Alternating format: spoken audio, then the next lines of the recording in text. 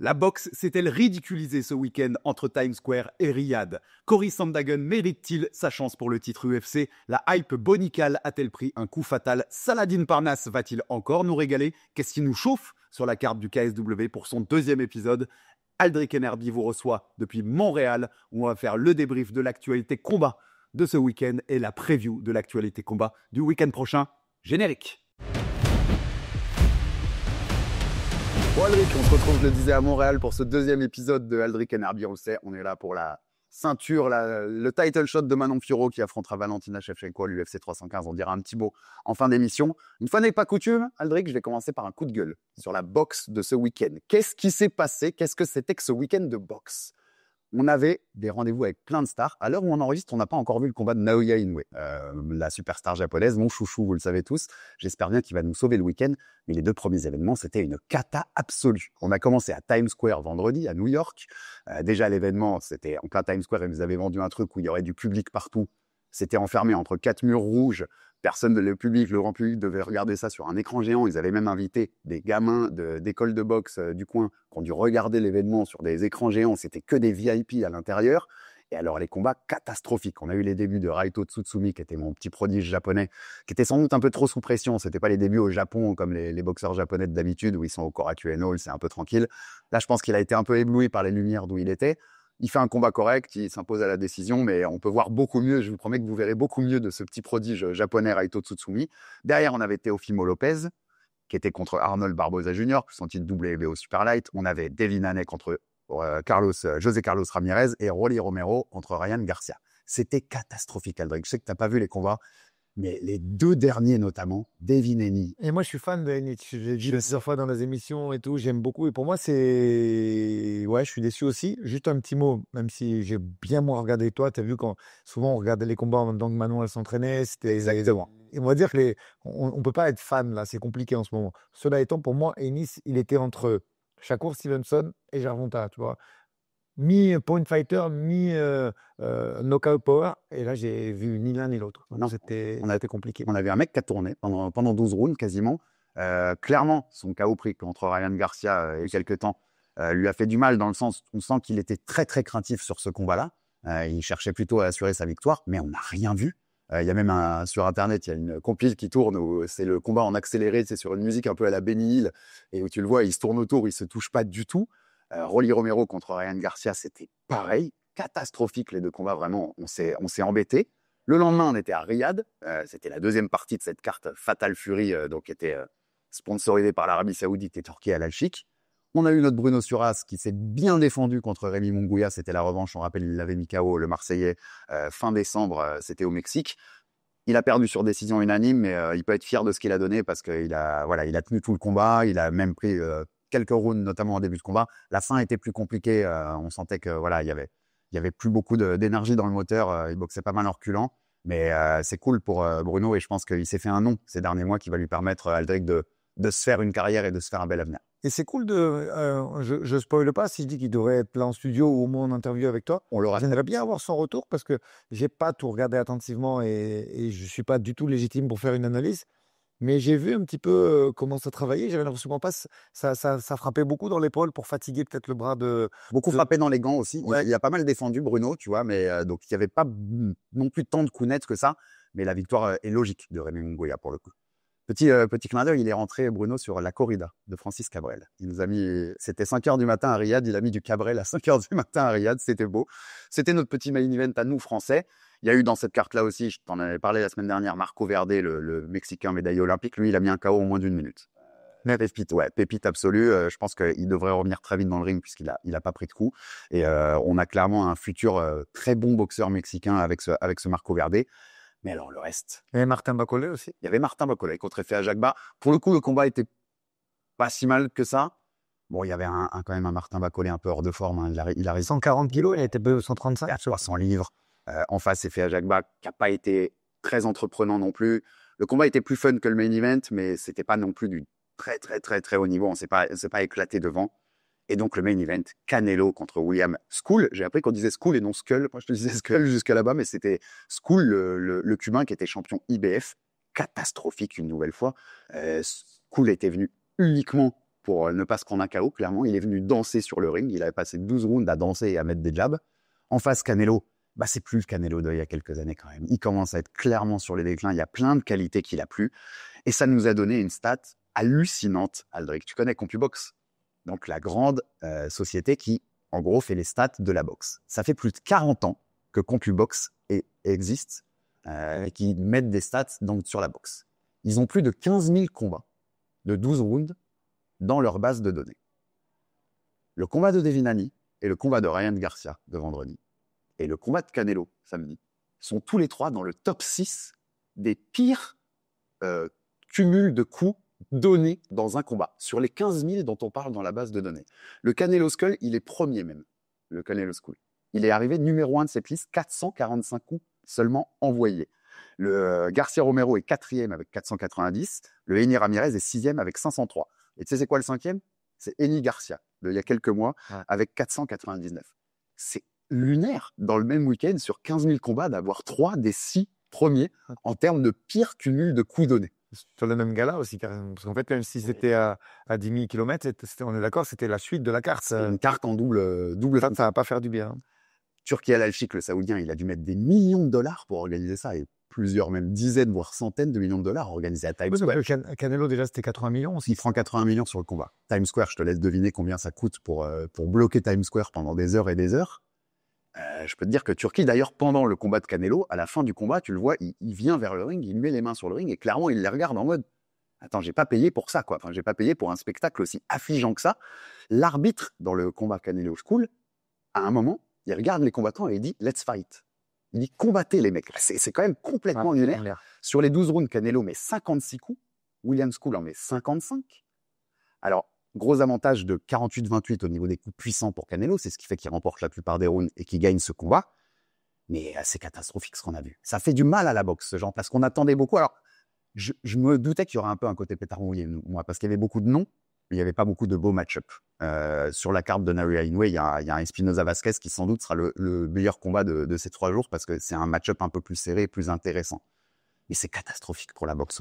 On est passé de les meilleurs ne s'affrontent pas à les meilleurs font semblant de s'affronter. Oui. Et là, on vient prendre nos sous et on donne pas. Franchement, l'événement de Times Square, on n'aurait même pas dit un événement de boxe. Il n'y avait pas du tout le feeling de la boxe.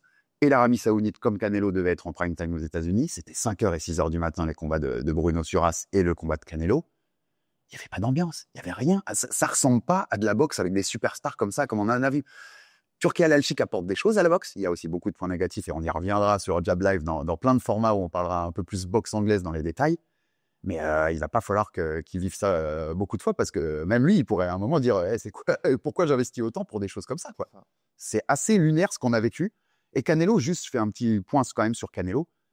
Canelo, moi je l'ai dit sur les réseaux après ce combat-là, je le mets en dehors de mon top 10. Ouais, je l'ai lu sur Twitter. Le Canelo de cet âge-là, en 2025, c'est pas remettre en cause et manquer de respect à sa carrière, mais c'est plus le même Canelo. C'était quelqu'un notamment qui avait cette capacité, par exemple, à faire un peu paniquer les adversaires avec son jeu où il était très patient.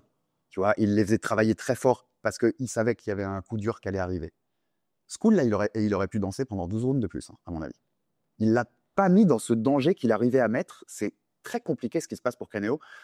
Aldric, au-delà du cas à Canelo, mais c'est dur d'accepter qu'on passe la marche et qu'on soit vraiment dans le déclin pour ces champions-là, pour ce genre de grands champions-là, tu vois ce que je veux dire. On était, nos spectateurs le verront sur la chaîne, on était avec Georges il n'y a pas très longtemps, Georges Saint-Pierre. Exactement. Qui a fait le bon move au bon moment. Il s'est vu, dès qu'il a vu à l'entraînement qu'il déclinait un petit peu physiquement, il a pris sa retraite assez jeune, prématurément, tu vois. Après, il a refait un dernier shot derrière contre Bisping, c'était l'ego, c'était un pari. Mais je pense qu'il n'y a pas tout le monde, malheureusement, qui a ce degré de responsabilité. Et il faut aussi dire la vérité. Je pense qu'il a pu le faire, Georges, parce qu'il a eu des très bons sponsors toute sa vie. Et que malheureusement, il y a un degré financier aussi. Tu vois, si l'image, si le marketing n'a pas été assez souvent développé, alors ce que je suis en train de dire ne compte absolument pas pour des mecs comme Canelo qui sont multimillionnaires. Bien Hein. sûr. Mais souvent, les combats de trop, c'est quand même aussi une rente financière qui s'arrête et l'après-carrière qui n'a pas été préparée suffisamment en amont, en fait. Ouais, donc c'est une réflexion globale que je te demandais et que tu as eue. Pour Canelo, en plus, il a commencé pro à 15 ans au Mexique. Il a 65 combats pro. Il a fait des guerres contre des grands noms. Oui, le déclin, il est presque logique. Mais cette capacité qu'il avait, par exemple, à avancer, à marcher doucement en avant, à vous mettre cette pression constante pour vous mettre le coup qui faisait très mal, le coup un peu meurtrier du combat, j'ai l'impression qu'il l'a plus, quoi. Il n'arrive plus à punir l'inefficacité des adversaires avec sa propre efficacité. Après, j'ai envie de te dire qu'il y a un public pour ça. C'est-à-dire que regarde, le précurseur, c'est même pas Floyd, c'est Roy Jones qui était revenu un peu sur des combats un peu bizarres. Après, il y a eu Floyd. Après, tu te rends compte qu'il y a eu Mike Tyson qui est revenu il n'y a pas très longtemps et on a vu, je crois que ça avait fait quoi, 170 millions sur Netflix ou quelque chose. En cumulé, je crois qu'au pic, c'est 65 millions en même temps. Mais en tout, en cumulé, on a dépassé la barre des 100 millions, tu vois. Donc, au final, force est de constater qu'il y a une cible pour ça. Mais je suis d'accord avec toi, aujourd'hui, c'est pas lui faire insulte d'enlever du top 10. Il y a des mecs beaucoup plus efficients et beaucoup plus dangereux sur le circuit. Ça, c'est pour moi indéniable. On le fera bientôt, hein, nos top 10 et tout, de la boxe anglaise comme du MMA d'ailleurs. Mais même ces contres qu'il faisait sur le pied avant. Alors, School n'était pas venu pour gagner. Hein. C'était le champion IBF, on rappelle. Et c'était pour unifier tous les titres chez les super moyens. Il n'était pas venu pour gagner. Il est venu pour prendre son chèque, School. Il a quand même... Mais avec l'inefficacité et le non-volume mis par Canelo, bah finalement, tu avais même des mecs qui donnaient des rounds à School parce qu'il n'en faisait rien et que même sa capacité, je te dis, à contrer quand il est sur le front foot, sur le pied avant, ça je sais pas du tout, ça a disparu. Donc, c'est pas lui manquer de respect, mais je pense que Canelo aujourd'hui, personnellement, en tout cas, je le mettrai en dehors de ce top 10 pound for pound, mais gloire à lui, à sa carrière. On va le retrouver quand même en septembre puisqu'il est monté sur le ring contre Terence Crawford. Ça, c'est quand même un truc. C'est pas la même. Hein. C'est en septembre à l'Allegiant Stadium, le grand stade à Las Vegas. Je crois qu'il y a 60 000 personnes dans le stade ou un truc comme ça. Aldrich, ce sera le 12 septembre. Ça, c'est quand même un combat. Quand on aime les combats, on a envie de le voir. J'espère que ce sera pas un combat à sens unique parce que il est pas sur la fin, notre ami Terence. Hein. Non, et je pense que Crawford, après ce qu'on a vu hier à Riyad, la côte de Crawford est nettement montée. Tu sais qu'il y a une particularité dans cet événement? J'ai lu, c'est le cru lire le Dana White au milieu aussi. Exactement. Ce sera a priori le premier événement sous l'égide TKO Boxing. Tu sais, la nouvelle grande Turkish et Dana. Exactement, la ligue de boxe que veulent lancer l'Arabie Saoudite en partenariat avec Dana White et l'UFC. Il y a des choses à régler, ils veulent la lancer, je crois, en fin d'année, si j'ai bien lu, parce que il faut faire sauter le Allier. Ceux qui me suivaient dans mon ancienne aventure savent de quoi je parle. J'ai des épisodes entiers là-dessus, ce qui va faire potentiellement du mal aux boxeurs. Mais en tout cas, a priori, c'est ce qui tourne en ce moment, ce serait le premier événement sous cette égide avec Dana White en sorte de promoteur en chef. Aldrich, je peux te dire que Dana, quand il va voir le montant d'échecs pour Canelo et Crawford, il va faire bizarre. Il va faire une attaque, notre ami. Donc voilà, c'était le coup de gueule parce que ce qu'on a vécu ce week-end en boxe, c'était catastrophique vraiment. Et je compte sur mon Aoya, sur mon Monster ce soir. Donc on enregistre à quelques heures du combat pour nous rattraper tout ça.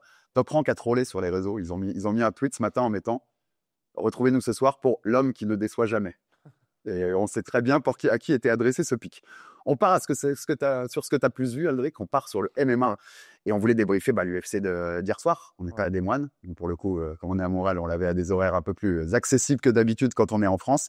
Et on va parler du main event et du co-main event. Je te propose qu'on commence par le co. Ouais. Et on finira par le main event. Bonical, la pépite, celui qu'on vendait comme la future star, contre Reinier de Ridder, l'ancien double champion au One Championship qui est arrivé depuis quelques combats à l'UFC. Et ben là, il en a pris un sacré coup, Aldrich, pour Bonical. On rappelle qu'il s'est fait donc terminer dans la deuxième reprise par Reinier de Ridder. Ok. Je te donne j'ai envie d'aborder ça sur deux points de vue. On va commencer par Beau et après on parlera de Ridder. Parce que c'est plus intéressant à dire. Ouais. Déjà, Bonical, moi je suis pas déçu, mais parce que j'ai pas à être déçu, mais je constate et je vois donc le Dana White Contender Series, je vois sa progression, les années qui passent. Et comme j'avais souvent fait comme analyse dans des précédents podcasts, normalement, quand tu as des mecs qui sont relativement jeunes, tu vois des progrès. Surtout quand ils arrivent d'une discipline extérieure. Quand je dis extérieure, c'est que ce n'est pas des MMA builders, tu vois. Le mec arrive de la lutte. Donc, on devrait normalement voir du progrès sur les contrôles au sol et sur le striking. De façon, en plus, ils s'entraînent à l'ITT. Il y a beaucoup de gens, il y a des mecs très compétents. Et tous ces éléments font que normalement, on devrait avoir une progression. Moi, j'en vois pas. C'est-à-dire que sur la distance, en fait, j'ai l'impression que ce mec-là arrive avec. C'est un animal physiquement et tout ça, il n'y a aucun problème. C'est un lutteur exceptionnel, on le rappelle. Mais en fait, il n'y a aucun game plan. Il n'y a pas de game plan, il n'y a pas de fight IQ, pas très peu. Moi, je suis très étonné là-dessus, mais il n'adapte pas avec ce fight IQ-là.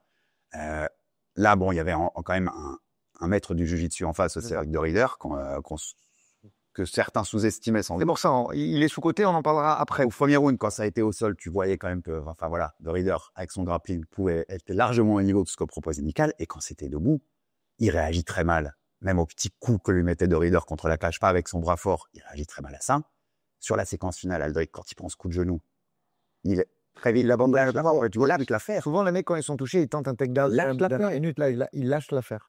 Tu l'as dit. Mais même moi, déjà, avant ça, Alex, j'ai été déçu. C'est-à-dire que sur la distance, et c'est facile de comparer pour ceux qui ont le replay sur RMC, regardez le co-main et regardez le main. Quand on voit la notion de distance sur le main event où Cory Sandhagen ne laisse pas du tout Figueiredo rentrer, là, en fait, il y va, on dirait, je vais être un peu méchant, mais c'est pas de la bagarre de bar, mais en fait, il n'y a rien qui est maîtrisé. Il envoie des gros crochets debout sans se soucier de la distance du mec en face, il a le menton à la fenêtre. Il n'y a rien de structuré au niveau de son footwork. On dirait qu'il n'y a pas, en fait, on dirait qu'il y a pas de game plan, en fait. Il envoie des gros coups. S'il doit se servir de sa lutte, il s'en sert. Point final, tu vois. Je vois rien de structuré, pas de game plan. J'ai essayé d'écouter les consignes. Bon, on est là pour bosser, on est au Canada, mais donc je suis un peu moins précis que d'habitude parce que j'ai fait que 2 visionnages du combat. Donc il me manque 2-3 trucs. J'aime bien écouter les consignes du coach, voir s'il a mis en application quelque chose ou pas. Mais le fait est que moi, j'ai trouvé ça très à l'arrache. J'ai trouvé ça peu durable parce qu'on voit très nettement qu'il baisse de régime entre le premier et le deuxième. Il y a beaucoup de coups au corps, j'ai l'impression qu'ils lui ont fait mal. Parce que pareil, pas beaucoup de maîtrise du dirty boxing, pas beaucoup de maîtrise du clinch de Aldric, il aime pas ça. Hein. Non. Moi, je te disais, cet après-midi, on en parlait, je te faisais une comparaison comparaison n'est pas raison. Mais je te comparais à Brock Lesnar. Tu sais, Brock Lesnar, il a pris la ceinture très vite puisque c'était les poids lourds de l'époque. Les premières fois qu'il a pris des vrais coups dans la tête, tu sentais, il commençait à courir dans la cage et il aimait pas ça, Brock. Et il est retourné au catch, ce qui lui convient très bien. Est-ce qu'il n'y a pas un côté un peu comme ça? C'est pas une comparaison directe, mais j'ai l'impression qu'il aime pas prendre des coups En fait, notre niveau. moi, je dis souvent que le sport de haut niveau, c'est pas bon pour la santé. Pourquoi? Parce que surtout à cet âge-là, il faut faire beaucoup de sparring, de façon à prendre l'habitude, que ton cardio s'habitue à l'agression, en fait. Prendre des coups dans la tête, en faire beaucoup pour habituer son champ visuel, pas fermer les yeux et être capable, en fait, de garder une respiration normale malgré les frappes qui arrivent, tu vois, au corps, à la face, aux jambes. Et là, j'ai l'impression que malheureusement, comme beaucoup de lutteurs, ça bosse beaucoup la patte d'ours et ça fait peu de sparring, à part des gros sparring en lutte grappling, tu vois. J'ai l'impression que c'est ça qu'on est en train de voir. Et je suis très déçu du manque de progression, moi, parce que j'étais très hypé. J'étais moi dans le train Bonical, hein, ça franchement. Moi, j'aimais plutôt dans le train aussi. Je l'avais vu, tu sais, je l'avais même vu moi à Vegas pour l'International Fight Week quand il a combattu là-bas. Très impressionnant. Et ouais, j'étais plutôt à me dire, ce mec-là a un avenir très brillant. Moi, quand on parlait de Khamzat Bonical, j'étais hypé, tu vois. Heureusement qu'ils ne l'ont pas fait. Hein. Alors, il est jeune, il a encore le temps de revenir. Mais est-ce qu'on n'a pas vu aussi des grosses limites, en fait, qui rien n'est fini, mais qui vont demander beaucoup de travail pour arriver au plus haut niveau, ou en tout cas au niveau où tout le monde l'attendait quand il est arrivé avec cette aura de pépite à venir, quoi. On a vu un manque de progression, mais il faut quand même le relativiser, le contextualiser. Et là, j'ai envie de parler un petit peu de Riner parce que, alors j'ai juste le nom qui m'échappe et c'est un nom russe et j'ai toujours du mal avec ça. Mais en fait, ce qu'il faut comprendre, c'est qu'à part Anatoly Malikin, il a jamais perdu le mec. Et Anthony Malikin, il fait poids lourd. Alors, c'est pas un très gros poids lourd, hein. Mais là, tu vois, il va combattre contre Rozog dans pas très longtemps. C'est un mec qui dépasse les 100 kilos. Et les 2 seules défaites qu'il a en carrière, c'est contre lui. Ça veut dire, en gros, ce que je suis en train d'essayer d'expliquer, c'est que ce mec en middleweight, en fait, il a 20-0. C'est un vrai champion. Il a eu 2 ceintures au One. Ouais. Et même si aujourd'hui, il est sous-coté, pour moi, il fait partie du dialogue pour la ceinture et il est dans le top 5 de la catégorie. Mais en fait, ça vient avec ce débat sur Beau. C'est-à-dire que c'est ce débat aussi de se dire, tu sais ce que beaucoup du grand public pense, il y a que les bons combattants, ils sont que à l'UFC. Et donc, tu avais d'un côté un Bonical qui, quand il arrive avec son aura de pépite de la lutte américaine, la machine UFC qui le vend comme le futur de l'organisation, eh ben, tout le monde le voit comme ça. Et de Reader, quand il arrive, lui, on dit, bon, il était champion One, mais vous allez voir, quand il arrive avec les requins de l'UFC, ça va mal se passer. C'est quand même un combat symbole de tout se passe pas à l'UFC, les gars, en fait. Hein. Il y a des très bons combattants à l'extérieur et surtout, ne les sous-estimez pas, quoi. Je suis d'accord. Après, c'est aussi un très bon move de l'UFC. C'est-à-dire que, en fait, alors même s'il n'est pas tout jeune, hein, je ne sais plus s'il a 33 ou 34 ans de Reader, mais il y avait un mec qui était champion dans une orga, ils sont allés le chercher. Pour lui, c'était un très bon move. Moi, je pense que c'est le management et le head coach de Bonical, c'était beaucoup trop tôt. Je pense vraiment que, surtout qu'en plus, sur l'UFC, quand c'est des Américains et qu'ils sont jeunes et qu'ils ont déjà une communauté derrière eux, ils sont pas contre la construction de carrière, c'est-à-dire attendre un petit peu avant de gravir les échelons. Là, tu lui mets le 13 de la KT, mais comme je le disais avant, qui n'est pas le 13. Pour moi, je te dis, Il ce est mec-là, ouais. il est entre 10 On et va en 13. reparler aussi après. Donc, c'était trop tôt. Et en plus, moi, je vois pas les progrès escomptés. Mais d'autant plus trop tôt, moi je te suis dans le sens, on l'a vu le combat contre Paul Craig aussi. Il a eu beaucoup de de mal contre Paul J'ai eu la sonnette d'alarme. Et moi je suis son team, je suis son management en tout cas. Après Paul Craig, je dis, attends, il y a peut-être du boulot à faire avant d'aller chercher ce top 15 et ce mec-là en fait. Et tu sais, j'ai envie de parler 2 secondes de Mason Jones qui était sur la même carte, parce qu'il y a un fait assez inédit. Mason Jones, c'est lui et sa team qui ont dit on retourne au Cage Warrior. Après le premier contrat, il n'était pas du tout viré. Il avait eu un score tout à fait honorable. Je ne sais plus s'il avait 3-1 ou 2-2, mais tu vois, avec ses il avait pas drive, à faire. et ben, le mec se rebarre, il fait 4 shots au Cage Warrior et il revient là. Et il est sur cette même carte de l'UFC des Moines. Et il fait un très très bon combat contre Jeremy Stevens, je crois, qui était un local en plus, qui était de Des Moines. Et voilà. C'est un retour. Et le mec revient, il fait une perf de fou. Et tout ça pour dire que des fois, il faut. Alors, dans la catégorie 84, tu n'as pas besoin de faire ça. C'est-à-dire que il y a des mecs quand même d'un niveau beaucoup moins important. Mais est-ce qu'il fallait tout de suite aller chercher un top 15? La preuve elle est toute faite, c'était non. Il fallait pas le faire. J'ai 2 questions pour finir cette discussion sur ce combat-là. Bonical, tu te rappelles, il avait dit je roule sur Khamzat Chimaev. Il a dit, tu sais, dans le débat qu'il y a eu récemment, où les gens qui ont eu les débats sur les réseaux à dire est-ce que 100 hommes peuvent battre un gorille? C'est qu'il a répondu en disant moi tout seul, je peux battre le gorille. Est-ce que ce mec-là, c'est pas tout simplement vu trop beau, trop tôt? Est-ce qu'il n'a pas cru en sa propre hype? Et tu sais que des fois, quand tu crois en ta propre hype, tu me dis j'ai plus besoin de beaucoup bosser. Et en fait, mon talent pur, il va me faire gagner contre les tueurs de l'UFC, ce qui n'est pas le cas. Ça, c'est le rôle du coach pour moi. C'est-à-dire que le fighter, il ne faut surtout pas qu'il doute. Il faut qu'il ait la meilleure opinion de lui et il faut qu'il croie en ce qu'il fait parce que le doute dans ce milieu, c'est la défaite quasi assurée, tu vois. Donc, je pense vraiment que le fighter croit en lui, croit à sa hype et croit en sa victoire. Non, c'est pour ça que je le prends nécessaire. Qu'il y croit trop. En fait, lui, il doit y croire. Pour moi, c'était bien ce qui se passait. C'est juste pour moi, c'est son entourage qui l'a pas protégé sur ce coup-là. Et il fallait taper 10 places au-dessus. C'est-à-dire qu'il fallait largement aller taper le 30e ou le 35e mondial. Je n'ai pas exactement fait mes notes. On réagit à chaud. Hein. L'événement, il a même pas 24 heures. Mais il y avait plein d'autres match-up à faire. Et à faire vraiment étape par étape, petit à petit. Oui, parce que aujourd'hui, en fait, tu as le problème contrôle parce qu'il avait tellement cette hype. Souviens-toi, sur ses premiers combats, on dit il affronte que des peintres, entre guillemets, et il faut le faire monter très vite. Donc, tu es entre deux parce que le public te pousse.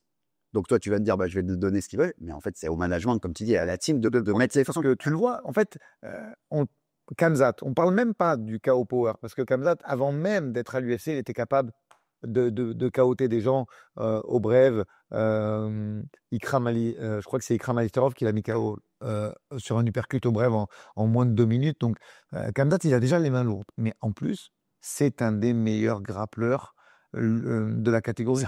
En plus de sa lutte qui est exceptionnelle, il a les contrôles. Beau, il a aucun contrôle au sol. On a bien vu là sur De Ruyner.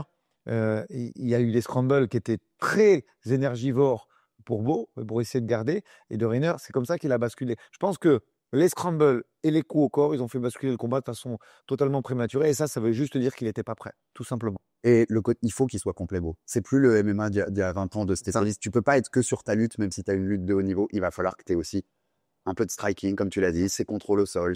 Et pourtant, va être obligé d'être dans une team où il y a la qualité pour le faire. C'est-à-dire que ATT, il y a tout ce qu'il faut. Donc, est-ce que ça travaille pas assez? Est-ce que c'est le coach qui… En tout cas, c'est pas de raconter des bêtises, de dire qu'il y a un problème. On l'a bien vu. La hype, pour l'instant, elle est ralentie. Elle n'est pas finie parce que c'est la culture de l'instant, le MMA. Tout peut repartir en 2 combats. Mais là, pour l'instant, il faut se remettre au boulot, en tout cas. Tu sais, je t'avais dit, à l'International Fight Week, donc quand j'avais vu son combat, on l'avait interrogé. Après, dans les coursives, à l'époque, je l'interrogeais pour RMC. Et je lui avais dit, bon, t'as fini ton combat très vite, t'as pris aucun coup, est-ce que tu veux revenir vite? Et il m'a dit non, parce que j'ai 1 mois et demi ou 2 mois là où je dois aller faire de la chasse avec ma famille, je sais plus où c'est, dans le Missouri. Mais tu sentais quand même qu'il n'y avait pas cette volonté, tu sais, cette hargne un peu dans la tête de se dire boulot, boulot, boulot, boulot, boulot, parce que c'est ça, c'est ma carrière. Il y avait ce côté, je suis bien, je suis tranquille, j'ai tellement de talent que je peux prendre un peu mon temps et aller faire de la chasse pendant 2 mois. Juste pour dériver sur le petit débat qu'il y avait tout à l'heure, 100 hommes, ils battent un gorille ou pas, Aldric? Ah. Moi, Pour moi, non.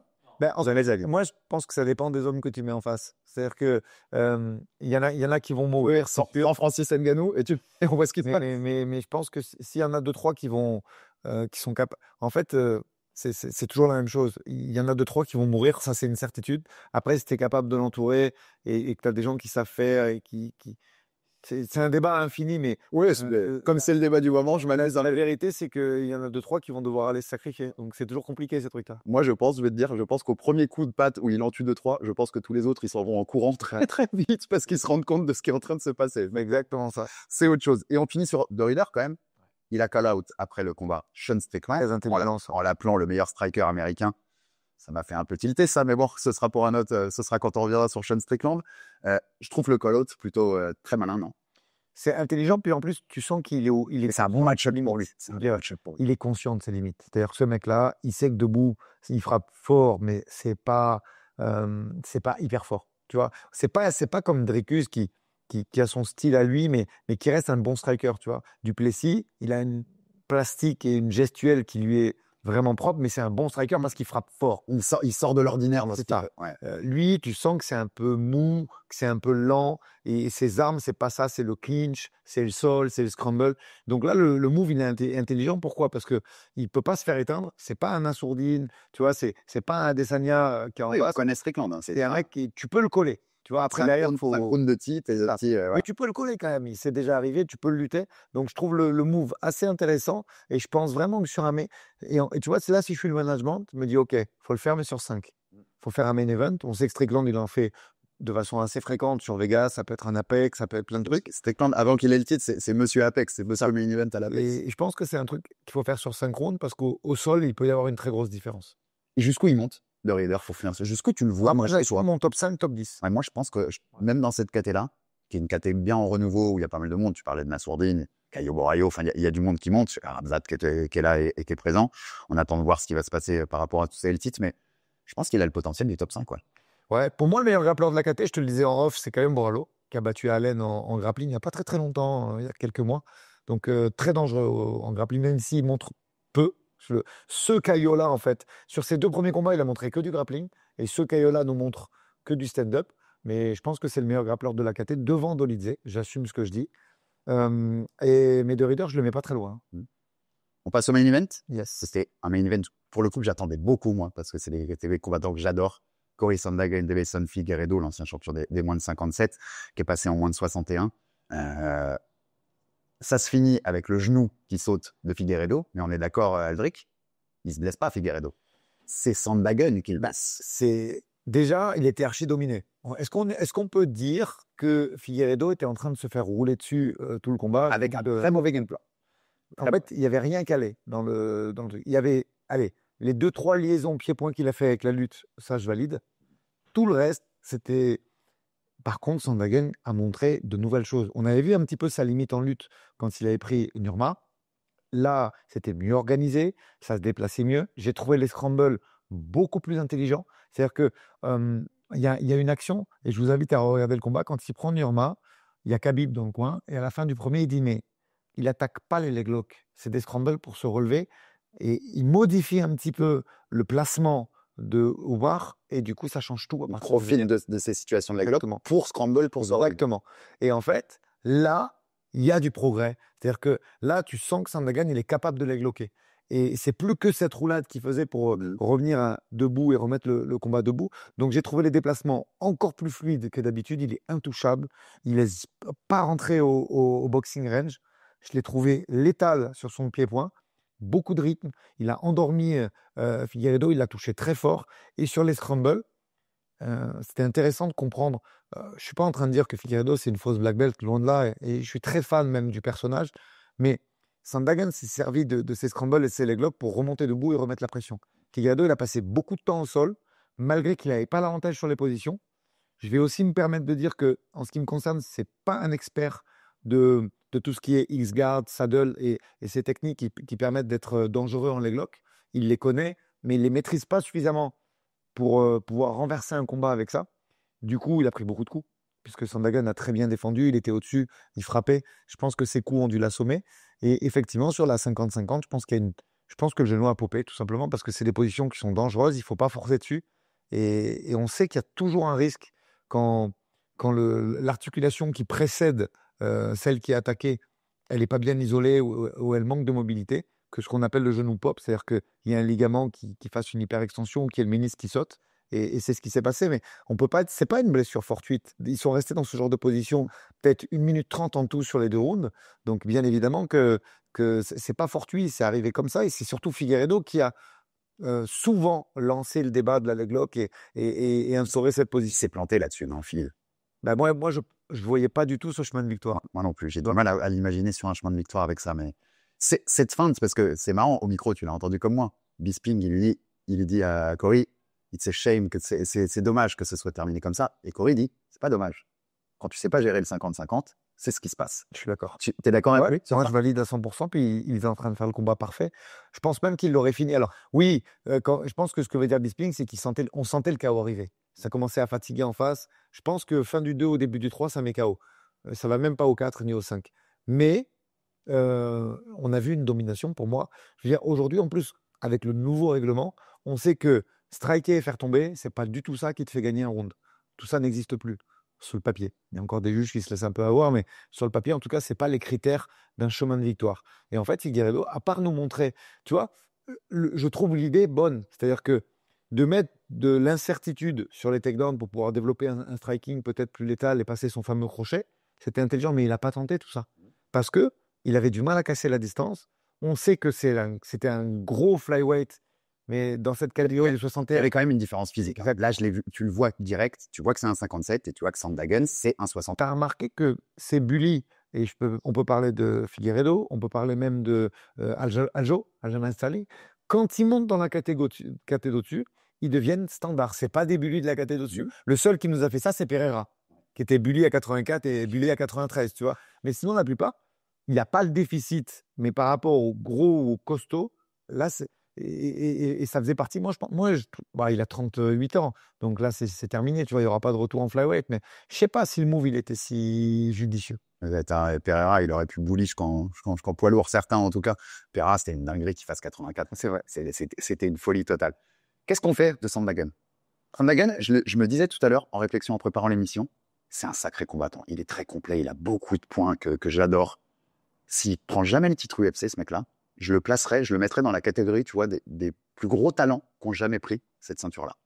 Bah là, son management, je suis d'accord avec devant lui, je te rappelle, il y a Oumar. Il était numéro 4 au classement. On n'a pas le nouveau classement là de mardi matin. Mais il y avait Oumar qui a peut-être passé 3 là. Il y avait Oumar devant lui. Il y a possibilité que ça switch. Devant, c'est Petroyan, ce qui est aussi sur une belle série là. Sean O'Malley, qui va affronter le champion. Sean O'Malley numéro 1. Il va affronter le champion d'Arabe. Ce sera en juin, l'UFC 300. C'est ça, il me semble. Qu'est-ce qu'on fait de lui? Il mérite une chance pour le titre. Il mérite une nouvelle chance pour le titre. En fait, là, le management de Corey va se retrouver face à un dilemme que je connais très bien, donc je vais pouvoir t'en parler très facilement. Soit attendre. Nous, à l'époque, ce qu'on n'avait pas choisi, on avait pris Blankfield, tu te rappelles. Soit aller chercher un des deux, parce qu'on sait comment ça se passe. Sur le papier, Petr, il chatouille un petit peu Nurmagomedov, mais c'est pas signé. Donc, on sait que l'UFC, dans quelques semaines, ils vont peut-être lui proposer. Et moi, j'ai bien envie de revoir un title shot pour Petroyan. Moi, je pense que Sandhagen, il doit aller chercher. Parce que de toute façon, je reviens sur si tu penses que tu peux être champion, tu dois battre tout le monde dans la catégorie. Point final. Donc, moi, mon avis perso, et surtout que j'ai envie de le voir. Aujourd'hui, c'est un nouveau Sandhagen qui a des armes encore plus impressionnantes, qui progresse. Et ça, c'est toujours important de le dire. Moi, j'ai envie de le voir. Je pense que le match-up pour lui serait peut-être plus intéressant pour Petr. Mais il y a la revanche possible. Hein. C'était pas à sens unique quand même, hein, le premier contre Nurmagomedov. Donc pourquoi pas une revanche, même si c'est dommage de voir des revanches quand on voit la KT, elle commence quand même à bouger, tu vois. Il y a des affrontements. Une belle chose en 60. Ouais, c'est ça. Ouais, je suis d'accord. Et tu vois, par exemple, Sandhagen, j'aimerais bien voir O'Malley. Ouais. J'aurais aimé, moi, techniquement, qu'en juin, on est Merab contre Petroyan. Et qu'on est là, puisse se faire un Sandhagen. Ouais. Et surtout si c'est O'Malley gagne, je sais pas, parce qu'il y a du monde devant lui, mais si O'Malley perd, ça peut être cool. C'est un combat qui peut être bien, où il y a deux formidables strikers. Il y en a un qui s'est boxé en reculant et l'autre qui en timing, ça colle à peu près. Hein. On est début mai, il va combattre début juin. C'est ça. Si O'Malley y perd, tu peux les rebooker pour, tu vois, fin d'été ou début de ou quelque chose comme ça. Ça peut faire des bons combats. C'est une belle KT, hein, les 61. Ça bouge bien. Là, tu vois, tous les noms que je t'ai cités, Petre, Omar, Shane O'Malley, ça reste quand même un talent. Merab qui a la ceinture, Sandhagen. Et le top 5, il est d'une densité, il est d'une qualité, Aldric. Moi, je vais te dire ce que j'en pense sincèrement. Je trouve qu'en ce moment, tu mets de côté les filles et les poids lourds, ça bouge partout à l'UFC. Ouais, il y a beaucoup de Tu vois KT qui bougent. Allez, 57 un peu endormi, on va être honnête, en flyweight, Pantoja, depuis qu'il a défait welter, il a défendu en décembre, je crois, tu vois, Pantoja. Ouais. Depuis qu'il a Déjà, il est dominant, il a battu beaucoup des mecs, donc C'est c'est ça. compliqué. Mais en dehors de ça, ça bouge. Les welter, les 77, un peu moins que les autres, j'ai l'impression. Bon, il y a quand même Kamaru qui va prendre Buckley, tu vois. Ouais, il y a des choses Ça bouge un peu moins quand même. que les 84, ou tu vois, ou les 70, ou les 66. La ceinture, elle va se faire sur le même événement que Manon. On sait que il y a Edwards qui vient de perdre. Je trouve que globalement, Ouais, c'est vrai. les meilleurs sont rien de Ça a monté, Il y a Shondravi qui est en embuscade, il y a Shafkat qui est blessé. Mine de rien, il y a quand même Ouais, deux combats qui vont se faire à 70. peut être un peu sévère. C'est dur en 70. C'est par rapport aux autres KT où ça me plaît. Mais toi, les 61, moi, je l'avais souvent pas. Je l'ai souvent dit avec Taylor Lapillus, à qui on passe le bonjour, et on va bien sûr parler de son retour dans la cage en France dans quelques semaines. Taylor, je lui disais, moi, je pense que les 61, il n'y a pas si longtemps, et je reste plus convaincu que jamais de ça. Pour moi, c'est la KT la plus dense de l'UFC. Ah oui, clairement. Moi, ils sont Le top 5, oui, c'est devant 70. Ouais. C'est dur de laisser. Moi, j'ai toujours pensé ça. Moi, pour moi, c'est la KT la plus tough, tu vois. Mais là, moi, j'ai vraiment l'impression que ça bouge partout. De 61 à 84, on va mettre un petit bémol à 93, même si ça s'affronte à 93 là, quand même, tu vois. Et en prolong, il y a un peu moins de salvation, un moins de talent globalement à 93. Tu vois, t'as moins de match-ups sympas à faire ou des choses comme ça. mais là, ça bouge partout, à part chez les filles et chez les poids lourds. Et 93, on espère que notre Omar Sy va essayer de grimper tout ça au plus vite. T'avais autre chose sur l'UFC de Des Moines ou rien d'autre? Le Mason Jones, Stephens, il était sans. Mason Jones, bien. Belle petite guerre. Je pense qu'il aurait pu le finir, mais bon, il y a peut-être un peu de prudence pour son retour. Gillian Robertson, qui nous envoie Marina Rodriguez à la retraite et qui, à mon avis, va devenir apte à faire une demi-finale mondiale, en tout cas être dans l'embuscade du débat à 52, qui traîne, hein, puisqu'on sait que Welling a défendu et là, elle fait la promotion d'un film. Oui, Welly, tu ne dois pas la revoir avant quelques temps. Et Jean Diroba, la pauvre, elle attend rien, elle attend quelque chose. Ce qu'elle attend, je ne sais pas, mais elle attend. Et je trouve que Robertson a marqué des points là et elle a fait un beau combat avec du grand and pound, avec de la lutte de façon intéressante. Non, la prélim était pas mal. La main avec des noms un petit peu moins connus, mais même pareil, tu vois, un petit Rodriguez Ponzini Bio intéressant, un retour de Mason Jones. J'ai bien aimé franchement, le main event était techniquement très au point. En plus, il y avait des séquences moi, tout ce qui est Scramble, X-Guard et Saddle, ça me plaît beaucoup. Donc, j'ai trouvé le combat hyper intéressant. Je comprends que le grand public n'ait pas kiffé. On est honnête, c'est pas des séquences qui sont très bankable. Mais moi, j'ai bien aimé. C'est un UFC que j'ai apprécié. Quand tu es un peu plus amoureux et spécialiste de MMA, ouais, tu peux plus apprécier ce genre de combat. On va passer au KSW, la petite preview, parce que c'est le mois prochain. Il n'y a pas que l'UFC 315. C'est une énorme soirée pour le coup pour le MMA français. On sera à Lyon, KSW 106. Avec pas mal de match-ups dont on va parler sympa, notamment un franco-français qui est quand même intéressant. Mais on va commencer par le main event, Aldric, le retour de l'enfant prodige qui maintenant revient régulièrement se produire en France, Saladin Parnasse, qui défendra donc sa ceinture. Ça devait être contre Marcin Held, finalement forfait, et on revient avec Marian Ziolkowski. Si vous vous souvenez, c'est quelqu'un qu'il avait dit qu'il aurait dû affronter il y a quelques temps, c'était en 2023, je crois, au Colosseum, l'énorme événement dans le stade national de Varsovie en Pologne. Et Ziolkowski s'était blessé souviens-toi, dans les vestiaires. À quelques minutes du combat, nous, on était en plateau à ce moment-là sur RMC. C'était dramatique parce que soit un stade entier comble, Salah qui était chaud pour combattre. Je me souviens de la réaction d'Arnaud Templier dans les coulisses qui était dégoûté. Il te chauffe un peu ce match-up. Je trouve que Ziolkowski, finalement, il y a une meilleure histoire à raconter que Marcinelle, grâce à tout ce que je viens de te dire. Alors, ça raconte une histoire. Ça te chauffe ce combat-là ou tu trouves que ça tourne en vrai? Bon, direct à ta question, moi je pense que vraiment, et je le dis sincèrement, je passe le bonjour à Hatch. Pour Marcinelle, ils avaient fait un petit passage chez nous pour la prépa, pour qu'il puisse s'entraîner avec Kalim, parce qu'on sait que Kalim Mastouri, c'est très, très, très fort au sol et Marcinelle aussi.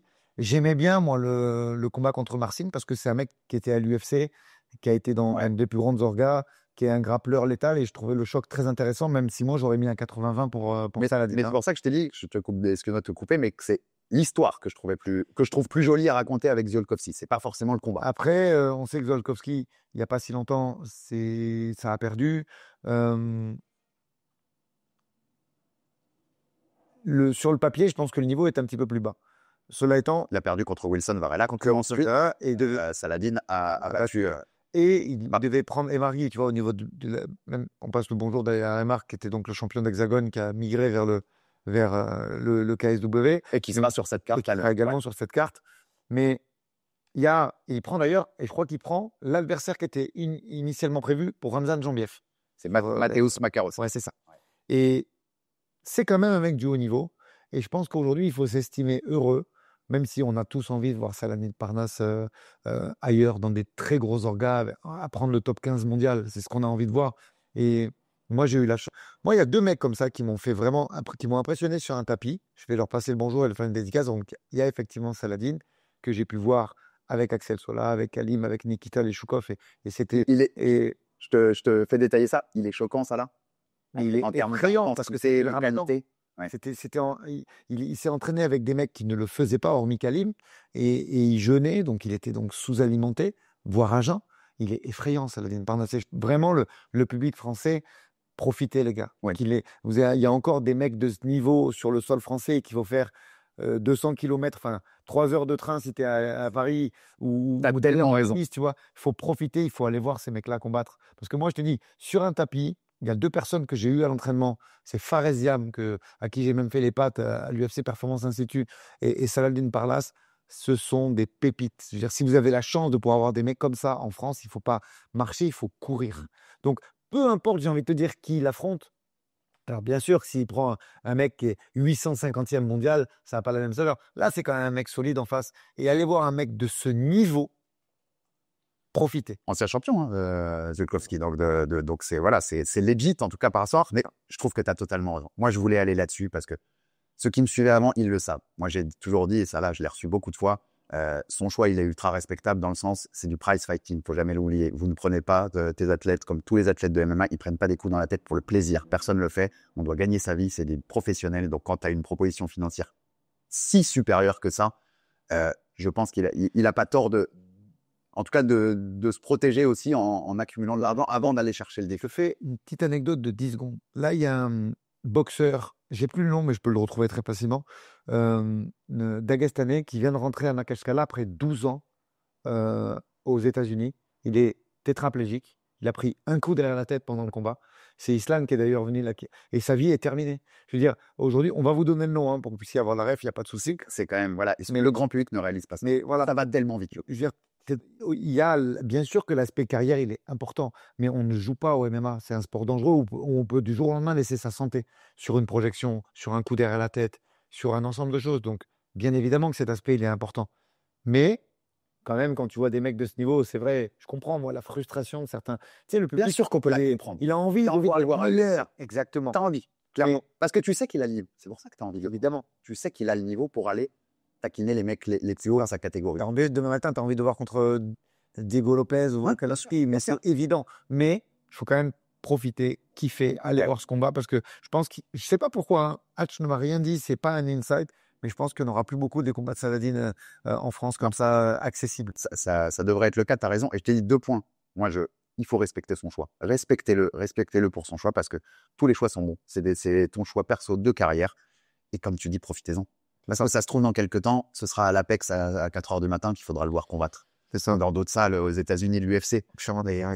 Il faut en profiter. On a un talent énorme, un talent rare en Saladin Parnasse. Il combat en France en ce moment. Pendant des années, il n'a plus combattu en France. Quand il était revenu l'année dernière, ça faisait 7 ans, je crois, depuis le 100% fight ou le contender, je ne sais plus, qu'il n'était pas venu en France. Profitez, quoi. On n'en aura plus beaucoup. Comme tu dis, là, tu es à Lyon, c'est-à-dire que de n'importe où en France, tu es à peu près accessible pour venir le voir. C'est trop un gros talent pour ne pas en profiter. Et finalement, presque, à part, comme tu dis, si on va chercher un millier mondial ou un truc en débile, mais face à ce genre d'opposition qui est le mieux que peut lui proposer le KSW, il y a quand même combat. Et c'est beau de voir ce que peut faire Salim Pab. Moi, j'ai une envie, mais ils le savent, tous ceux qui ont vu mes anciennes émissions le savent, il y a un partenariat entre le Rising et le KSW. Si après Ziolkowski, on peut aller nous chercher soit Satoshi, donc Roberto De Souza, qui est le champion en lightweight du Rising, soit tu as vu, ils ont un nouveau champion feather. Ouais. Depuis, au moment où on enregistre, c'est depuis hier. Razabali, je voulais pas mal le prononcer, donc je l'ai noté, Razabali Shaidoulaev. J'ai vu 2-3 images du combat. Ça là contre Shaidoulaev, ça va être vraiment de la gueule, Alric. Ouais, c'était. Alors, À pour Tokyo, on dans une belle salle à Tokyo. parlait du boxeur dagestanais, j'ai pas trouvé le nom, on vous le mettra en commentaire sur la chaîne YouTube, paniquez pas. Mais bah, tu as envie de le voir sur des challenges. Après, il avait dit combien il lui restait de combats sur le contrat. Et là, ils ont signé un qu'il a déjà fait. Il en a fait un à Paris. Oui. De tête, il doit en rester 2 ou 3, pas plus. Là, ce sera le deuxième. Oui, Ouais. ça va être du 3-4. Après celui-là, il doit rester 1 ou 2 à mon avis. Il y avait la possibilité de la boxe anglaise dans ce contrat-là. Pour l'instant, ça s'est pas fait, mais peut-être qu'il va faire un combat à un moment. Mais tu vois, donc, pour les derniers combats de ce contrat, allez s'en faire un au Japon. Dans l'ambiance qu'il y a au Rising. Crossover KSW Rising. Le Rising, il était fou. Hein. L'ambiance qu'il y avait, les 2-3 images, je l'ai pas vu entier l'événement, je vais pas mentir, mais les 2-3 images que j'ai vues, même la présentation des maîtres, c'était bon spectacle encore. Et ça peut être cool pour ça là, d'aller se défier là-bas au Rising, tu vois, dans une belle salle à Tokyo ou ailleurs. Ouais, moi, j'adhère à ça. Je suis entièrement d'accord avec toi. Après, on verra. Je pense qu'il en reste 2, tu as raison. Après ce combat, il restera 2 combats sur le contrat. À voir ce qu'il fait, qui il prend. Mais en tout cas, encore une fois, grande chance d'avoir des mecs comme ça en France, pas très loin de la maison pour aller kiffer. Profiter, et c'est un talent énorme et on espère l'avoir très vite sur Jab Live. Voilà, on se connaît avec Salah et j'ose espérer qu'il viendra très vite nous voir et puis il redescendra peut-être de temps en temps. Ah oui, ça va. C'est bon. S'il sait qu'il est le bienvenu, on verra bien comment. C'est un jour où l'autre. On est à Montréal, mais on est au studio Recordia à Nice, donc on accueillera avec grand plaisir et Hatch aussi, bien sûr, pour parler de tout ça avec lui. Il y a un autre combat qui fait beaucoup parler, Aldric, qui fait même plus parler que Saladin, j'ai l'impression. C'est bien sûr Amin Ayoub contre Michael Lebou. Tu l'étais au choc franco-français. On ne remplacera jamais les chocs. Il y a des gens qui gueulaient quand on avait eu le choc franco-français à l'UFC, avec Guémouri contre Golis. Moi, j'en demande tous les jours. Mais c'est magnifique. Et les Brésiliens, ils disent plus rien quand il y a des chocs brésiliens. Les Américains, quand ça Non, faut pas s'habituer de toute façon. Si tu veux être au haut niveau, faut s'habituer à ce que tu mettes la frappe. On se parle franchement. Aujourd'hui, on est une belle nation de MMA avec un gros potentiel. Maintenant, soyons pas fous. Jamais de la vie, on aura 3-4 mecs dans un top 15. En tout cas, pas maintenant. Tu vois, un top 15 même division. Exactement. Ouais. On n'en aura jamais. Donc, quoi qu'il arrive, l'élite, elle doit se faire. Et le choix, il se fait par les armes. C'est-à-dire qu'aujourd'hui, je comprends si vraiment tu as 2 mecs qui sont à un combat de l'UFC, qui ne s'affrontent pas, légitime. Les boîtes de management, elles ont des choix à faire. Bien sûr. Mais affrontez-vous, les gars. Parce que j'entends. Tu sais que je commence à entendre ça en amateur, moi.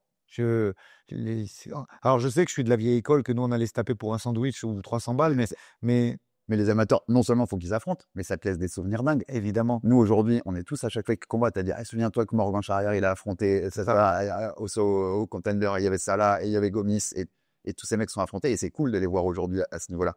Donc, pour moi, ouais, c'est un truc intéressant. Toi, par exemple, mais Virgile ou Axel, demain, l'UFC te dit, ils peuvent rentrer, il faut affronter un Français. Mais sans réfléchir. Le seul truc, en fait, allez, je te fais un Virgile Hogan et Axel Solin, pour ceux qui est. J'ai déjà dit non pour un combat. C'était pas à l'UFC, mais c'était Virgile Hogan et Liane Boifia. Mais c'est pas parce que l'un a peur de l'autre, pas du tout. Les deux, ils peuvent se battre contre un gorille s'il faut. C'est juste. Avec 98 autres mecs. C'est la même équipe. Pas ça quand même, tu vois. La même équipe, si un jour ça doit se faire, c'est pour qu'ils prennent des millions à l'UFC pour une ceinture ou pour une demi-finale mondiale. Tu veux un autre Français d'une autre équipe, ça me dérange absolument. Pourquoi il vaut mieux qu'ils perdent contre un autre Français que contre un étranger à la limite, tu vois. Donc non, moi s'il y a un choc franco-français à faire, on le fera. Et je trouve qu'il faut les faire. Il faut les faire. Parce que, encore une fois, on n'est pas le Brésil. Et des 5-6 représentants dans un top 15, on ne l'aura jamais. En tout cas, pas maintenant. Ouais, et puis ça excite les foules, on va pas se mentir. À l'heure où on enregistre ce combat, on sait que l'adversaire de Benoît Saint-Denis a sauté. Si jamais l'UFC veut appeler un Français qui est à Montréal en ce moment, pourquoi pas? Le coach est focus sur le grand. Il y a 2 heures pour l'instant, il travaille. Il y a d'autres priorités, mais voilà. C'est pour ça d'ailleurs qu'on va pas vous parler de Benoît parce qu'on n'a simplement pas d'infos au moment où on enregistre. Ça se trouve, quand vous verrez la vidéo, il y aura déjà un combat de remplacement qui sera annoncé, puisque je sais que Benoît, pour le coup, est en direct. Quand même, ouais. Voilà, donc on va voir, mais on espère avoir Benoît sur la carte parce que c'était décevant quand même de voir le combat contre Alvarez, qu'on attendait beaucoup. On vous en a parlé la semaine dernière dans Aldric NRB. Ce serait cool d'avoir Benoît sur la carte. La carte, elle a pris un coup quand même, parce qu'à la base, rappelez-vous qu'elle devait avoir Prates et Ngari. Quand ils ont sorti l'événement, il y avait Prates Gary sur la carte, sur la main carte, et il y avait Benoît Alvarez. Prates Gary a été décalé à la semaine dernière avec le chef-d'œuvre qu'ils nous ont sorti.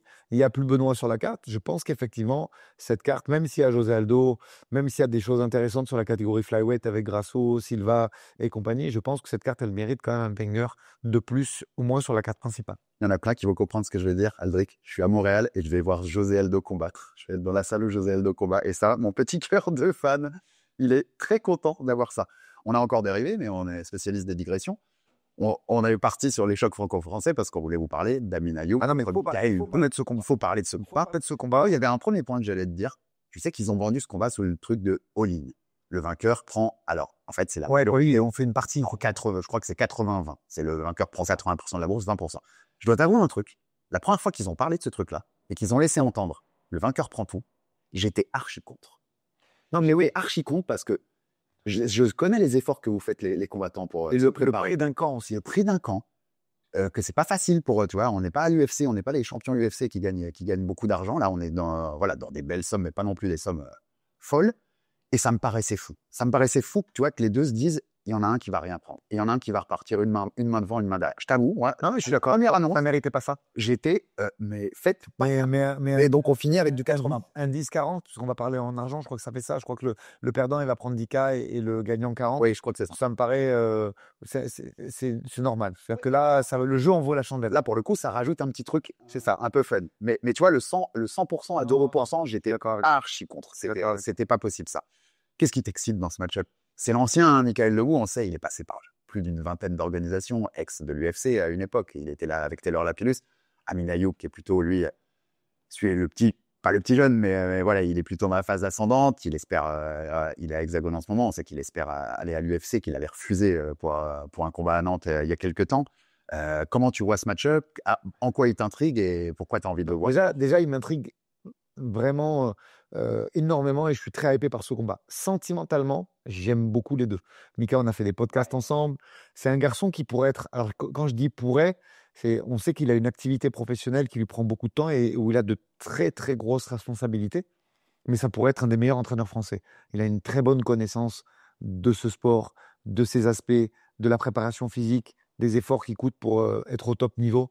Et je pense que vraiment, Mika Lebou, il y a débat. Si demain matin, il monte son team, c'est un des tout meilleurs entraîneurs français. Ouais, on le voit même dans l'analyse, hein, dans le Heavy Show. Enfin, tu vois, c'est quelqu'un pertinent et moi, j'ai pris énormément de plaisir à faire des podcasts avec lui. Donc, et moi, j'aime beaucoup les deux aussi. Enfin, je connais Mika parce qu'on travaillait et consultant et MC, Amin en Nec en or. Moi, je souvent, oui, génial. Et ce combat, il me tiraille.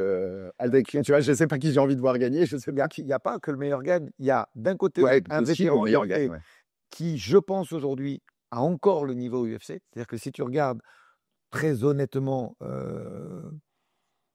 ils sont 94 ou 95 à l'UFC. Je pense qu'il y a largement débat pour un Mika. Chez les moins de 70. Ah ouais, franchement, demain matin, tu mets un Mularki Lebou, il y a match. Mularki qui fait toujours partie du roster de l'UFC, tu vois. Donc, Mika Lebou, c'est le gatekeeper de l'UFC. C'est ce qu'on disait, hein, faut pas croire que tous les mecs, parce que tu es à l'UFC, c'est un énorme combattant. Hein. Alors, c'est pas une info, il n'y a rien de bien fou, mais j'ai entendu, ouais, Amin Ayoub n'a jamais affronté de combattant UFC, on va voir s'il a le niveau. Eh bien, si, il en a battu un, en fait. Mais en fait, il a battu Ruzi Boef, mais qui n'a pas combattu, qui avait signé à l'UFC, je crois, en janvier, pour un short notice, et Kapula derrière. Donc, je suppose qu'ils lui ont déchiré le contrat. Mais il était sur la carte Ruzi Boef, je crois, de la carte de l'UFC du 25 janvier. Donc, sur le papier, Amin a déjà battu un mec de l'UFC, mais qui n'a pas fait son combat. Non, mais c'est pas parce que, pour le coup, hein, c'est une étiquette pour certains. Oui, on a vu, il est sorti du roster, la Gabriel Miranda. Gabriel Miranda, je vais être méchant, sa carrière à UFC, c'est venir à Paris se faire cahoter par des Français, par Benoît, par Morgan. C'est à peu près le résumé de sa carrière. Je l'avais écouté, ça. C'est pas un mec qui était au niveau UFC. Non. C'est pas un mec qui était, tu vois, qui méritait ces niveaux-là. Je suis d'accord avec moi. Et comment techniquement tu le vois ce combat? Comment tu vois cette opposition entre Amin et Mika? J'ai pas envie d'en voir facile. On est là. On n'a aucun contrat avec KSW, mais on est quand même là pour essayer de hyper les gens. On l'a fait avec Saladin. Et moi, je vois Mika quand même très intelligent et je suis pas du tout sûr que ce soit la guerre annoncée. Moi, je vois plutôt Mika faire un combat tactique de sa part. Ouais. Même si Amin, on sait que moi, j'aime bien ce combattant parce que déjà, il est hyper sympa et en plus, vraiment, il vient faire la guerre. les affrontements avec Damien Lapillus. Alors moi, j'étais pas encore le head coach de Damien à leur époque. Je suivais Damien comme un ami, mais j'étais pas encore son head coach, donc j'ai pas participé à la préparation. Mais j'ai vu les combats et je trouve que ils sont magnifiques. Et c'est là que tu te rends compte que c'est vraiment un mec qui vient échanger, qui a peur de rien, Amin Ayoub, donc c'est hyper intéressant. Moi, je pense pas du tout que ce soit une guerre, parce que Mika connaît l'importance et les risques d'une guerre, hein. C'est le premier qui touche qui tombe. Surtout que c'est deux mecs qui frappent relativement fort. Donc moi, je vois plutôt un combat extrêmement technico-tactique. En tout cas, je pense que dans la salle même, ce sera le combat qui va le plus exciter les jeunes, exciter la foule et rendre l'ambiance électrique. On aura aussi dans le commun, hein, on le cite, mais Laïd Zerouni, hein, qui affrontera Damian Janikowski. Un gros test. Je pense qu'il a une marge de la ceinture. Un gros test pour lui, donc on lui a point de force. Force à lui. Hein. Et Margui t'en a parlé, Aliou Naha, il sera sur la carte également, Amaury Wako, Hugo II, et on aura aussi les débuts, et pour le coup, d'un gros talent, c'est Souhei Kaouchen. Et lui, on l'attend fort, et il fera l'ouverture de carte. Donc, allez voir Souhei, parce que je pense qu'il y a gros talent avec lui, vraiment. Ouais, à voir. Moi, j'ai suivi sa carrière au 100% Fight, j'ai vu un petit peu ce qu'il fait. Maintenant, il faut voir comment tout ça va s'enser. Qui vient de la Academy. Par contre, on peut dire, ouais, et c'est des débuts quand même. Alors, on ne sait pas si ce sera compliqué ou pas, mais en tout cas, le mec en face est solide. Et c'est pas quelque chose de scénarisé, quoi. Tu vois, il prend pas un mec qui arrive avec un record négatif ou il prend un mec qui est solide. Donc, ça va être très intéressant à regarder. Aldric, il nous reste 2 questions avant de finir. C'est Aldric NRB, je voulais t'en poser 2. Déjà, comment ça se passe quand même pour Manon? Tous les voyants sont ouverts. On est aujourd'hui, à l'heure où on se parle, on est à 6 jours de ce combat pour la ceinture contre Valentina Shevchenko. Tout va bien? Ouais, tout va très bien. On est en avance de 400 grammes pour le poids. Cet après-midi, elle a passé 2 bonnes heures à discuter avec GSP. Le GOAT pour ma part. Je vous fais la petite souris, mais c'était extraordinaire. Hein. Ouais, ils ont même des pas conseils techniques et tout. C'était génial. Vraiment super qu'ils prennent le temps de venir parler à Manon des enjeux, de la pression, du gaucher. C'était hyper intéressant et ça fait. Et on vous prévient tout de suite, interview de GSP à venir sur Jab Live très vite. Très fier de ça aussi. Et voilà, donc c'était super cool et je suis super reconnaissant qu'il soit venu. Moi, je le connais depuis très longtemps. Je crois que la première fois que je me suis entraîné avec lui, c'était en 2005 ou en 2006, tu vois. Donc, on a posté une photo aujourd'hui sur les réseaux qui datait de 2012 où il avait fait l'effort, alors que c'était le moment où sa carrière, elle était au plus haut. Il avait fait l'effort pour nous faire sa retraite en 2013. Donc, il est encore champion. Au maximum de ses obligations à cette époque. Et pour faire plaisir à Christophe et à moi, il vient à l'inauguration de la salle du Boxing Squad de l'avenue Henri Dunant, qui est la plus mythique, la première qu'on a eue à nous. Donc moi, il m'a toujours fait plaisir là-dessus et je le remercie encore. Ah ouais, c'était très cool. Et la dernière, elle était sur une déclat qu'on a vu passer cette semaine. Tu connais mes petites digressions. Monsieur Cédric Doumbé, j'ai déjà reçu dans mon émission, que j'apprécie. Les gens qui me suivent savent que j'apprécie beaucoup le combattant et même le personnage qu'il a réussi en tout cas à créer pour fabriquer son monde. Mais qui nous a dit, sans moi, le MMA français est claqué. Alors, on sait, j'en ai parlé, moi, dans les émissions, qu'il y a un peu un creux de la vague du MMA. Tu vois, ça fait moins parler qu'à une époque, quand il y avait eu Doumbé ou les premiers UFC Paris. Et pour moi, c'est des cycles. Tu vois, c'est des cycles de hype et ça va revenir, ça va remonter. Qu'est-ce que t'en dis de sa phrase? Il a raison dans un sens. Moi, je l'ai dit quand j'ai reçu Baki. Je pense qu'il faut Baki Doumbé 2, par exemple, pour remettre un peu, tu vois, d'engouement. Parce que c'est le genre de confrontation franco-française dont on parlait tout à l'heure dans le podcast qui excite les gens. Mais donc, je vois ce qu'il veut dire un peu. Quand il est là, on parle un peu plus, le grand public parle un peu plus de MMA. Quand il fait ce genre de combat comme Baki. Et bon, je trouve qu'il va trop loin quand même quand il dit que sans moi, le MMA français est claqué. Mais je voulais ton avis là-dessus, parce que c'est intéressant. Qui vont dire, ouais, il n'est pas objectif parce qu'il n'aime pas. Déjà, on ne se connaît pas, donc je vais pas. C'est compliqué d'aimer ou de ne pas aimer quelqu'un que tu ne connais pas. Donc, j'ai rien contre lui. Moi, je le dis et je le redis, j'ai été très fan de sa période de glory. Et je regarde ses combats, et j'ai regardé le combat de Zebo, et j'ai regardé le combat de Baki parce que c'est un showman, il sait vendre ses trucs. Un showman extraordinaire. Après, le kickboxing, moi je rappelle Baba, mon ancien partenaire, il disait, pour lui, c'était top 10 kickboxing de tous les temps. Pas français. Non, mais je suis d'accord. Tous les temps. Il a fait des trucs Bernard Ruller. Non, mais je valide la thèse de Baba, qu'on salue au passage. Exactement. Et par contre, là où je vais être moins d'accord, c'est que aujourd'hui, pour être le visage du MMA français, il faut être actif.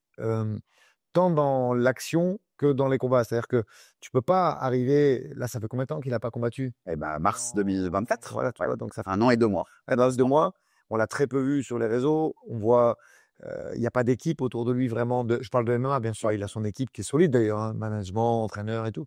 Mais voilà, aujourd'hui, le MMA, il est en construction encore en France. La légalisation, c'est 2020. Et donc, le visage du MMA français, qui que ce soit. Je suis pas en train de dire c'est nous, c'est pas nous. Je dis que Il doit être actif, il doit ouais, être présent. il va être présent tant dans l'éducation entre guillemets. Je sais qu'il y en a plein qui aiment pas ce mot, mais quand je dis ça, ça veut pas dire c'est pas materner, c'est l'éducation du public, c'est l'éducation même des politiques chez nous. Tu vois, il faut quelqu'un qui prenne la parole pour dire regardez ce sport, regardez comme c'est intelligent dans la technique, dans le technico-tactique. Quand je dis éduquer, je parle même du pays en lui-même, des ministres, du ministère des Sports et tout ça. Et c'est ça le visage du MMA français. C'est un ambassadeur qui combat et qui fait valoir le sport et son intelligence. Parce que moi, je suis amoureux de ce sport depuis presque 30 ans maintenant. Et c'est pour son intelligence et son, c'est vaste, on peut tout faire. Mmh. Les schémas tactiques sont infinis. Donc, c'est ça la beauté de ce sport. Donc, non, je pense que c'est vraiment quelqu'un qui a fait du bien au MMA français, qui a apporté beaucoup de lumière. Sur la lumière. Mais aujourd'hui, pour moi, c'est comme une star de cinéma, quoi. C'est Ouais. vrai que c'est une personnalité publique qui a fait une émission, je crois qu'il fait LOL là sur. Ouais, Shaman Thierry sort sur Amazon. Moi, sur RMC à l'époque, il avait fait la matinale d'Apolline de Malherbe, ce qui est une dinguerie pour un combattant de MMA en soi. Oui, il a des accès et un côté star que d'autres n'ont pas. En fait, je mets une grosse nuance à sa phrase. Sans Cédric, c'est pas que le MMA français est claqué. Le MMA français, il existe encore. On est à quelques jours de faire une ceinture UFC incontestée. Et il y a beaucoup de talents et de gens qui montent, des Nassour et d'autres. Donc le MMA français, il est plus que là et plus que présent. Par contre, en effet, il a peut-être un peu moins de lumière grand public. Ouais, mais tu sais, comme tu l'as dit, c'est cyclique. C'est-à-dire qu'il y a eu la période Conor-Khabib qui a été très haut. Et rappelle-toi, tu avais fait un Fighter Club où tu parlais des résultats de pay-per-view. Ouais. Et je crois que pendant 1 an et demi, 2 ans, c'était très bas. C'est-à-dire qu'après le Conor-Khabib, il y a eu beaucoup de 350, 400 000 Et puis ça, pay-per-view. c'est remonté un peu. C'est ça. Et puis après, il y a eu d'autres mecs qui sont Et arrivés. maintenant, le modèle fait que le pay-per-view s'écroule, mais c'est le modèle économique. Fait que le pay-per-view, Maintenant, on arrive de plus en plus sur du Netflix, sur des c'est sûr. sont sur des plateformes de Eux, streaming. du UFC, leur contrat avec ESPN fait que, ils ont moins besoin, en fait, de la réussite du pay-per-view. Donc, ils sont moins dépendants. Et puis, allez, soyons honnêtes, aujourd'hui, il y a un niveau qui monte et du coup, c'est plus difficile de créer des stars. Parce que la domination est moins évidente. On en parlait sur le premier épisode de Aldric Enerby, ce qu'a fait José Aldo. Les périodes d'invincibilité, pardon, elles sont beaucoup plus difficiles. Le niveau est très haut. Donc, il y a encore des stars. Islam Makhachev, t'en as beaucoup. John Jones se fait plus discret. Il y a une passation de pouvoir. La catégorie poids lourd, qui est quand même très vendeur à la base, elle stagne un petit peu. Donc, ce faisant, oui, je pense qu'aujourd'hui, on est sur le bas de la vanne, mais elle va remonter. Ça, le MMA, c'est un sport, ça l'a toujours fait depuis les 20 dernières années. Il y a des stars qui vont arriver et ça va repartir. Peut-être avec Netflix en 2026, peut-être pas, on verra. Mais je sais, par exemple, tu vois, au niveau du catch, et on sait que c'est la même maison TKO, le Monday Night Raw et le SmackDown, ils explosent dans les pays où ils sont en sur Netflix et ils marchent très bien. Ouais. Donc, on verra de quoi l'avenir est fait, mais je pense que c'est pas le fait que Cédric Doumbé ne combatte pas qui fait que le MMA est dans le creux de la vague. Voilà, il y a un petit peu de moins bien en ce moment, mais par contre, c'est un personnage important du MMA français. Il faut lui reconnaître. Puisque tu as ouvert le débat et je conclurai là-dessus. Arrêtez avec John Jones. Il nous saoule à pas prendre ses combats et à dire qu'il faut encore voir Aspinall combattre 1 ou 2 fois avant que je puisse l'observer ou quoi. Faites-moi Thomas Aspinall contre Cyril Gane. Ouais, moi j'ai envie de le voir. Et quand je dis intérimaire, pour la ceinture tout court. Ouais. Pour la ceinture tout court. Si Jones veut pas affronter Aspinall, mettez la ceinture tout court en valide la thèse. Aspinall et Gane. Et si ça se fait, on fera un gros épisode pour faire la preview de Samuel Aldric. Merci Aldric. On était bien. 2e épisode d'Aldric Enerby. On était à Montréal. C'est peut-être pas le seul qu'on fera à Montréal. On verra dimanche prochain. On verra la suite des événements. Exactement. On voit la suite des événements. Abonnez-vous en tout cas sur YouTube, sur tous nos réseaux sociaux. Envoyez-nous de la force, des commentaires, des pouces bleus. Ça fait toujours avancer le bousin, je vous le dis tout le temps. Et à très vite pour un nouveau numéro d'Aldric Enerby. Salut les gars. Ciao, ciao.